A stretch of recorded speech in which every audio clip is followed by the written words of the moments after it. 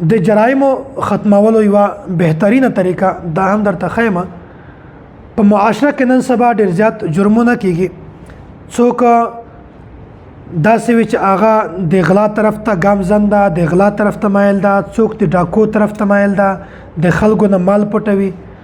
یا څوک په عدالت کې دي څوک په کچاریو کې دي یا څوک رشوت ته امتحان حال ده یا نور داسې ځایونه دي چې په هغه وخت کې قسمه جرمونه دي نو دغه جرمو ختم کولو یو بهترینه طریقه دا چې تاسو ته خیم دا په ذهن کې کېنوي چې څو پورې د یو انسان په زړه کې دا احساس نوی پیدا شوی چې زه به د الله تعالی په حضور کې حاضرېږم الله تعالی به د مانه د ذره تپوس کوي او زه به الله تعالی ته مخامخ کېږم په کومه خوله باندې به زه الله تعالی ته مخامخ کېږم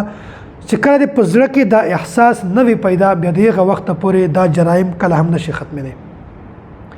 چې کله د پزړه کې دا احساس وي چې زه دا جرم کوم دا خلاف شریعت کار کوم نو خو زه خو د الله تعالی په حضور کې حاضرېږم یو وخت په داسې راشي چې الله تعالی به ما ورو غواړي الله تعالی په حضور کې به زه حاضر شم نو زه به الله تعالی ته کوم جواب ورکوم نو چې کله د پزړه کې احساس وي بیا جرایم ختمېدلی شي که پزړه کې د احساس نه وي نو جرایم کله هم نشي ختمېدلی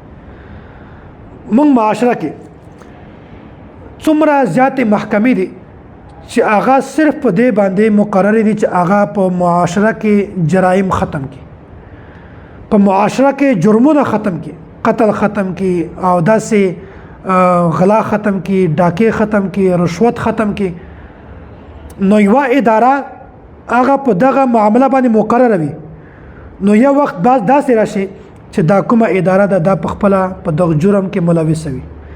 بیا په هغه باندې پاسه یو بل اداره جوړه کی په هغه اداره باندې پاسه بل اداره جوړه کی په اداره باندې د پاسه بل اداره په اداره باندې د پاسه بل اداره دا جوړیږي هغه جرمونه نه ختم کیږي په معاشره کې څومره زیات کا پولیس دي یا د اداره خلک دي هغه یو جرم ختم کول غواړي نو په خار کې په آبادی کې به هغه جرم ختم کی نو دیهات کې به هغه جرم څو ختم کوي نو کچیرته بهار ته یو هغه جرم ختم کی نو په کور کې په کمره کې بند کمره کې به هغه جرم څوک ختم کوي او کچیرته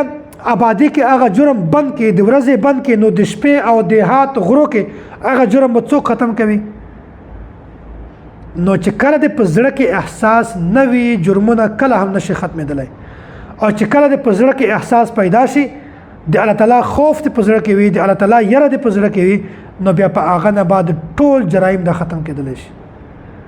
څومره زیاتې محکمې دي ادارې دي د رشوت والے ادارې چې هغه داسې ادارې جوړې کړې دي چې هغه داسې محکمې جوړې کړې چې هغه رشوت منع کوي رشوت ما اخله بیا داسې وخت راشي چې هغه اداره په دغه رشوت کې خپله مبتلا وي بیا په هغه باندې پاسه یو بل اداره جوړه کی بیا په هغه باندې پاسه بل اداره جوړه نو ادارې جوړېږي خو هغه جرایم ختم کیږي نه نو جرایم ختمولو لپاره بهترین شی دا چې تا په زړه کې دا احساس وي چې الله تعالی ما ویني چې کله دا احساس وي په خار کې به هم د جرم نه بچوي په دیهات کې به هم د جرم نه بچوي په غرو کې به هم د جرم نه بچوي خپل کور کې خپل کمره کې به هم د جرم نه بچوي که خلوت وي که جلوت وي بیا به هم د جرم نه بچوي او وجه دا شی دا چې تا په زړه کې به همیشه دا خیال وي چې کمانه پولیس ویني نه مې د ادارې ویني نه مې محکمې ویني نه مې څوک ویني بیا به الله تعالی خو ما ویني ځنې خلک داسې دي چې هغه په زړه کې دا احساس نه وي بیا هغه دا وایي چې په دې وخت کې د ما والد صاحب نشته زه دا ګناه کوم په زړه کې خو د الله تعالی احساس نشته د ما استاد نشته زه خو دا ګناه کوم د ما ورور نشته دا ګناه کوم د ما ښځه نشته زه دا ګناه کوم که چېرته دا ګناه کولو په وخت باندې دا کس په ما باندې راشي په ما باندې خبر شي نو زه به دا ګناه کولی شم او که نه شم کولی نو ظاهره خبره ده چې هر انسان په داسې وخت کې د ګناهونو ځان بچ کوي ځکه چې د پلار ته معلومات کېږي د استاد ته معلومات کېږي د شاګرد ته معلومات کېږي ټوله دنیا په خبرېږي نو چې یو لري د په زړه کې د دغو خلکو د احساس د وجې نه د ګناهونو ځان بچ کولی شي نو بیا دته پکار ده چې په زړه کې د الله تعالی احساس پیدا کړي الله تعالی حاضری دې پیدا کړي چې الله تعالی همیشه په هر ځای کې دیهات کې په غرو کې په هر وخت کې موجود ده شپه وي ورځ وي نو یا په یو وخت کې دا انسان د ګناهونو ځان بچ کولی شي، دا انسان د جرایمو نه ځان بچ کولی شي، دا انسان د خلاف شریعت کارونو ځان بچ کولی شي، په یو وخت کې به دا انسان د تقوا په اعلی منصب باندې فایز وي او د ګناهونو ځان بچ کی، د جرایمو نه ځان بچ کی. نو دا بهترین طریقه ما تاسو ته بیان کړه چې جرم الته ختم کیږي چې په یو وخت کې تاسو په زړه کې دا احساس وي چې زه به د الله تعالی په حضور کې حاضرېږم، کما دا غلط کار وکړو زه به الله تعالی ته کوم جواب ورکوم.